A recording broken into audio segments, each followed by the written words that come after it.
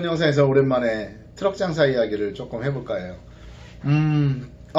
트럭 장사를 생각하신 분들도 이 영상들 많이 보실 거예요. 제가 그런 질문을 항시 이제 저 상담을 하러 왔으면 그 얘기를 많이 하죠. 왜 트럭 장사를 하시려고 하십니까? 라는 질문을 많이 드려요. 그러면 대부분의 분들은 거의 비슷한 대답을 하십니다. 전 트럭 장사를 해가지고요. 제가 지금 상황이 이렇게 어려우니까 이 빚을 갖고 저는 뭐 아빠답게 살고 싶습니다. 남편답게 살고 싶습니다. 이런 대답들을 제 인생에 다시 한번 재기를 하고 싶습니다. 라는 대답들을 가장 많이 해요. 그런데 시간이 지나면 이런 다짐들이 흐려지는 거예요. 뭐 저희한테 오신 분들 중에 가장 많은 분들이 그런 이유 때문에 오시는데 절실하다고 그래서 오시거든요. 근데 이 절실함이 점점 흐려져 가지고 일기예보에서 비가 온다 그러면 쉬어버려요. 내일 폭염주의보 내리면 쉬어요. 뭐 한다고 쉬어요? 뭐 한다고 쉬어요? 공휴일이니까 쉬어요. 연휴니까 쉬어요. 가족들하고 있어야 되니까 쉬어야 된다고. 물론 쉬는 것도 중요해요. 근데 내가 계획하지 않은 휴무는 쉬는 게 아니죠. 그건 게으름이죠. 이유가 생긴 거죠. 못하는, 내가 이걸 못해야 하는 이유가 생긴 거잖아요. 근데 그런 이유 때문에 점점 포기를 하시는 분들이 많아요. 왜 그러냐면요. 이유는 하나예요. 목표가 없기 때문에요. 그냥 내가 한 달에 이 트럭 장사를 해서 1억을 한 달에 1000만 원을 벌었으면 좋겠어요. 500만 원을 벌었으면 좋겠어요. 700만 원을 벌었으면 좋겠어요. 라고 얘기를 하는데 그거에 대한 구체적인 내 목표가 없던 거예요. 하루하루의 목표가 없는 거예요. 자, 생각을 해보세요.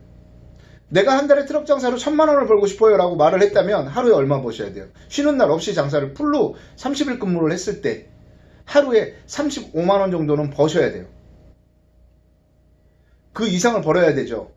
기름값, 식대 하면 37만 원, 38만 원 정도는 내가 벌어야지 내 한 달의 목표를 갈 수 있는 거예요. 1000만 원이라는 금액에 갈 수 있는 거예요. 근데 하루를 쉬면 어떻게 돼요? 그 다음날은 70만 원 돈을 벌어야 되는 거예요. 나는 그 목표를 채우기 위해서. 근데 그 목표에 대한 약속을 너무 쉽게 생각을 하세요. 너무 쉽게 생각을 하셔가지고 그냥 에휴 뭐 오늘 비가 오는데 나더러 어쩌라는 거야? 태풍이 부는데 어쩌라는 거야? 폭염주의보였는데 뭐 사람이 안 다니는데 어쩌라는 거야? 라는 이유를 대면서 못하는 거에 대한 변명을 하게 돼요. 제가요 1년 반도 안 걸려서 빚이 2억 가깝게를 다 갚았어요. 거의 뭐 1억 5천 뭐에다가 은행권 빚 해가지고 거의 2억이 좀 넘었는데 사채하고 은행권 합치니까 2억이 좀 넘었단 말이에요. 근데 그걸 갚을 수 있었던 이유는 왜 그랬냐면요. 사채 여러분들 쓰시면요. 하루하루 이자 정말 무서워요. 뭐 그 사나머니, 러시앤캐시 뭐 이런 대부업체들 정말 무서워요. 그거 제가 써봐서 알아요. 다 써봤어요. 저는 러시앤캐시, 사나머니 뭐 이런 뭐 대부업체들 돈 다 써봤어요. 저는 그거 이자 정말 무서워요. 여러분 거기서 소액을 빌려주는 이유가요. 300만원 500만원 막 빌려주는 이유가 그거 못 갚을 거 뻔하니까 이자 뺏어 먹으려고 빌려주는 거란 말이에요. 그거를 그 사람들도 그 이자만 계속 뽑아 먹을 생각으로 계속 연장시켜주고 제가 돈 갚으러 갈 때 그런 얘기를 하더라고요. 근데 제가 왜 이런 얘기를 드리냐면 빚을 지란 얘기가 아니라 제가 그 당시에 비가 와도 장사를 나갔고 태풍이 불어도 장사를 나갔고 눈이 와도 장사를 나갔단 말이에요. 그리고 하물며 제가 장염에 걸려서 탈진이 돼가지고 얼굴이 하얗게 돼가지고 정말 일어설 힘도 없을 너무 심했어요. 장염이. 그랬을 때도 장사를 나갔었어요. 저는. 그리고 트럭에서 장사를 했어요. 오죽했으면 지나가는 손님이 제가 한겨울에 땀을 막 뻘뻘 흘리고 있으니까 얼굴이 하얘거든요. 정말 제가 그날 잊지도 못해요. 얼굴이 하얘가지고 꽃감을 팔 때였거든요. 그 당시에 그 차 옆에 쭈그리고 앉아 있으니까 왜 그러냐고 그러더라고요. 근데 그 저희 어머니 그 연세 되시는 분이 물어보시더라고. 왜 그러냐고.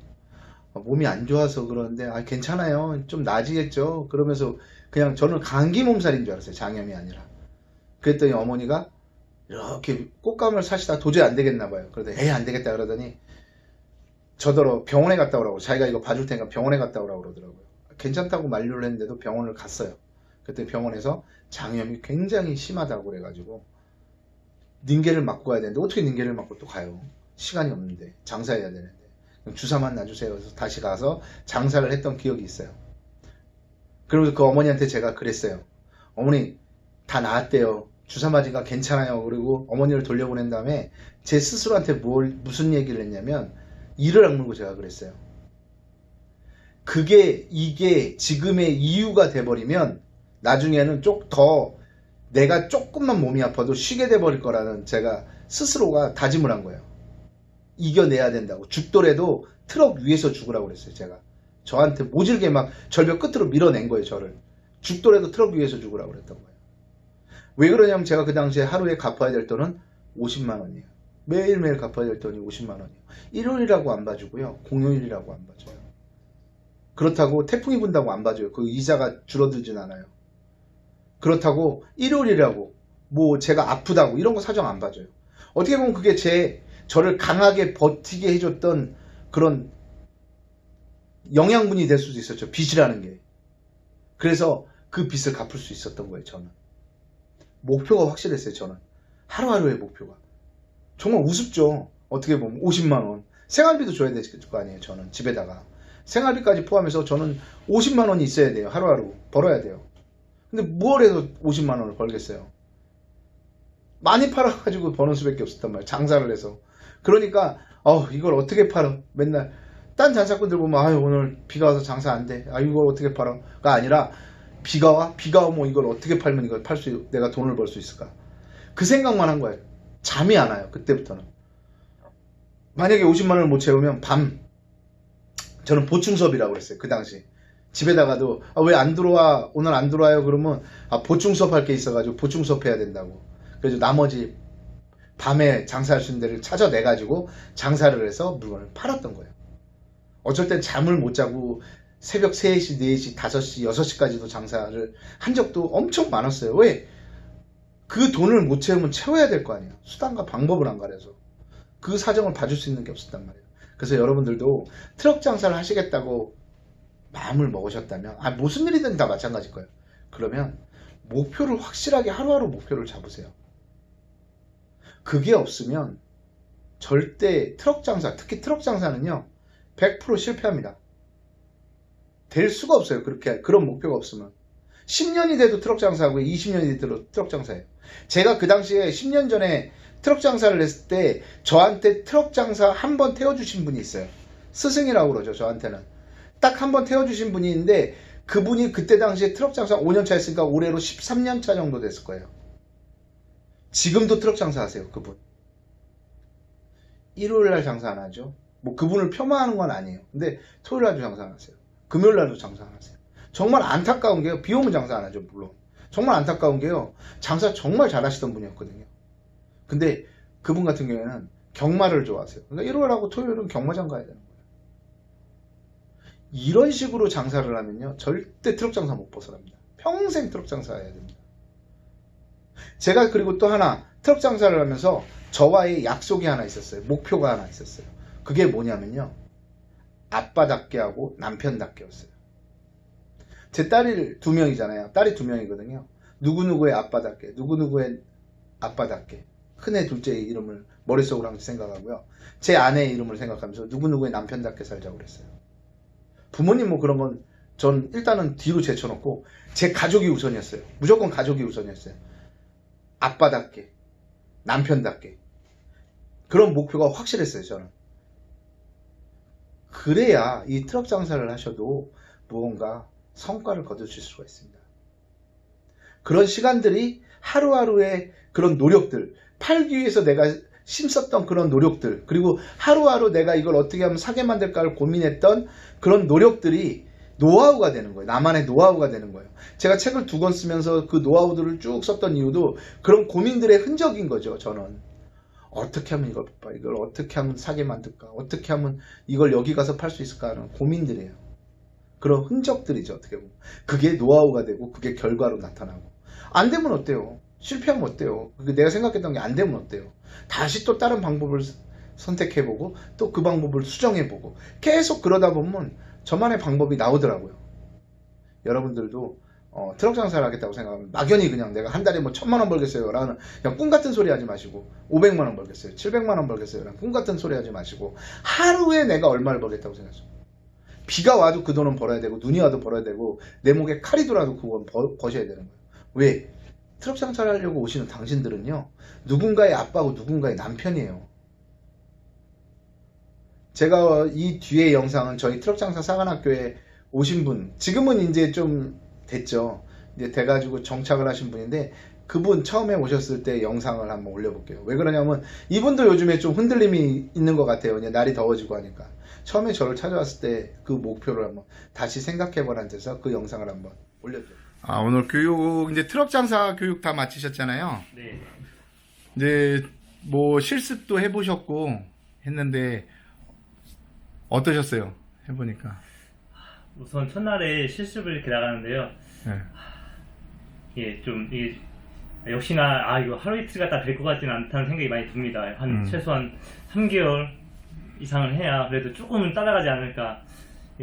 사람을 또 상대하는 일이니까 이게 좀 많이 멘탈이 좀 중요하다는 생각이 들어요. 항상 뭐 배 감독님 강조하시는 부분이지만 이게 좀 아주머니나 좀 연령대 있으신 분들 상대하다 보니까 이게 좀 쉽지가 않더라고요. 제가 처음 하는 일이기도 하지만 그래서 좀 앞으로는 이제 마음가짐이 제일 중요한 것 같아요. 그리고 항상 끝까지 버텨야겠다는 생각을 좀 계속 다져봐야 될 것 같다는 생각이 듭니다. 그 앞으로 이제 트럭 장사가 최종 목표는 아니잖아요. 네네, 그죠? 그렇죠. 뭐 하고 싶은 그 꿈이 있을 거 아니에요. 그 네네. 목표가. 네네. 그건 뭐예요? 지금 한 3년 정도 후에 제가 뭐 정확하게 저도 이게 계획을 안 짜보긴 했지만 이게 금액을 정확하게 알 수가 없어갖고 우선 3년을 잡았습니다. 책에서 나왔듯이. 그래서 3년 안에는 한 8천만 원 이상 모아서 저만의 이제 프리미엄 가게를 좀 오픈해보고 싶어요. 그래서 월 수입 1,000만 원 이상 나와서 뭐 사는데 지장 없는 그런 가정을 꾸릴 수 있는 아빠가 되는 게 목표입니다. 뭐 8천만 원 정도 지금 빚은 없잖아요. 빚은 한 대출이 집이 있어서 한 1억 정도가 좀 있습니다. 그것도 같이 갚는 게 목표입니다. 네. 대출이 있어가지고 예. 그렇죠. 대출은 일단 갚아야죠. 예. 장사를 할 때 대출이 있으면 조금 마음이 쫄려요. 네. 그래가지고 대출 없이 그냥 내 순수 자본으로 하는 게 안 쫄리고 좋습니다. 여유자금 가지고. 그래요. 그리고 이번에 아이까지 태어났는데 아마 뭐 영상을 볼지 모르겠어요. 근데 유튜브에 올리게 되면 근데 그 아이랑 아내한테 많이 걱정을 그 면담할 때도 같이 오셨었잖아요. 많이 걱정을 하고 그러고 있는데 뭐 한마디를 한다면 뭐 각오라고 그렇게까지는 너무 거창하고 뭐 한마디를 한다면 어떤 게 있을까요? 제가 솔직히 이거 한다 보니까 제가 좀 많이 말렸어요. 제가 작년부터 이게 보고는 있었는데 이게 조금씩 뭐 자주는 아니지만 카페도 들어보고 이렇게 유튜브도 보고 근데 아내가 너 성격상 너무 안 될 것 같다고 좀 믿음이 좀 없었어요. 그래서 저는 그럼 감독님을 좀 보여드려야겠다. 직접 뵈야 좀 신뢰가 가지 않을까. 그래서 직접 이렇게 아기랑 같이 아내랑 같이 와서 또 이렇게 뵙게 해드렸는데 너무 만족해 하더라고요. 아내가 그럼 열심히 좀 해봐라. 솔직히 아내 설득하는 게 가장 어려웠습니다. 그냥 차라리 직장 생활 하지 왜 힘들게 그런 거 하려고 하냐. 근데 좀 지금은 많이 좀 적극적으로 밀어주고 있습니다. 그래서 이렇게 가장 큰 힘이 된 것 같습니다. 그 직장 생활 처음에는 하라고 그랬구나. 네. 아내가. 편한 거 그냥 월급쟁이 하라고 했는데. 아내한테 그럼 지금 하고 싶은 말은? 그냥 올해 뭐 아기도 태어나고 좀 어떻게 보면 이게 위험한 시기일 수 있는데 좀 저를 좀 끝까지 밀어줘갖고 너무 고맙다고. 약속 꼭 지키겠다고. 여기 나오기 전에 꼭 다짐한 게 있거든요. 그래서 꼬박꼬박 생활비 갖다 줄 거고 모아서 뭐 크진 않겠지만 저만의 가게를 해서 앞으로 아기랑 좀 알콩달콩하게 살아가자고 하는 약속 꼭 지키도록 노력하겠습니다. 그래. 그게 가장 그 장사를 하면서도 중요한 게 가족을 생각하면서 장사하는 게 가장 중요해요. 나도 장사할 때 아무리 장사가 바쁘더라도 한 7시 되면 집에 잠깐 들어가서 애 잠깐 케어하고 한 1시간 케어하고 나가서 네. 새벽 3시, 4시까지 장사를 하고 그랬거든요. 네. 근데 가족이 우선이고 그 다음 일이지 가족을 먼저 생각하는 아빠가 꼭 되시기 바랍니다. 네, 감사합니다. 그리고 뭐 이거에서 한 달에 와이프한테 생활비 뭐 이런 얘기하면 좀 외람되지만 얼마 주기로 했어요. 아, 제가 솔직히 이게 비용을 얼마나 벌지 잘 모르니까 우선. 아유, 근데 네. 장사를 시작하기 전에 네. 항시 내가 얼마를 벌지 모르겠지만 내 사정에 맞춰가면 안 돼. 네. 사람들이 꿈을 못 이루는 이유가 네. 현실에 자꾸 꿈을 맞춰가려고 그러니까. 네. 꿈의 현실을 맞춰가야지. 자, 지금 한번 네네. 약속을 정해. 얼마 줄 건지. 제 목표는 월 1,000만 원입니다, 선수익. 그리고 생활비 250만 원 하고 나머지 저축을 다 할 겁니다. 250만 원? 예.